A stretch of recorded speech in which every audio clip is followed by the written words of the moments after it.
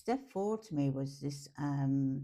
It was releasing myself from all these kind of old reels of past hurts or past memories or past resentments, or all the same reel that once I started thinking about it, it would just like go the whole way through the experience.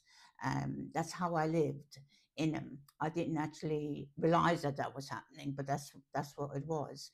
So the fact of putting them down on a piece of paper, and writing them down and seeing them on the piece of paper, it made me kind of own it more. It made me, I wasn't just thinking about it, I was kind of feeling it inside. So it was bringing me from my head to my heart.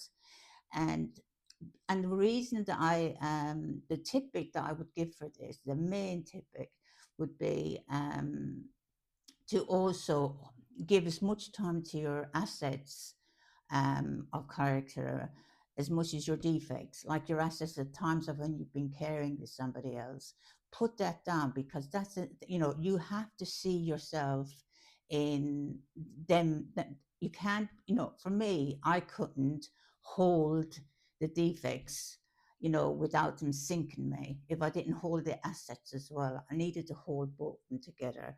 And I found through a lot of this step, a lot of things got flushed out of me that I had held for a long time. A lot of reels stopped running in my mind, because I had taken them and I had put them all down. Or I wrote down all my fears and resentments and all them old tapes. And along with it, I had wrote down my assets to bring to my sponsor. And I felt, and the main thing that I felt coming away from my sponsor after actually just not doing as the steps, but actually just listening to my steps, my defects, my assets, my shame and fears and all things like that. It made me feel like, I know it sounds strange, but it made me feel like a human being.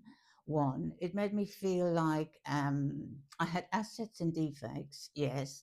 um it made me feel like that's I'm more human, and somehow it brought me back inside myself. And I found that that's the gift of step 4 and 5.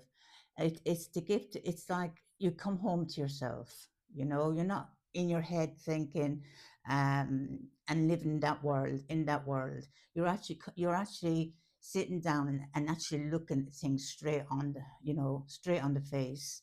um so I found this a relief.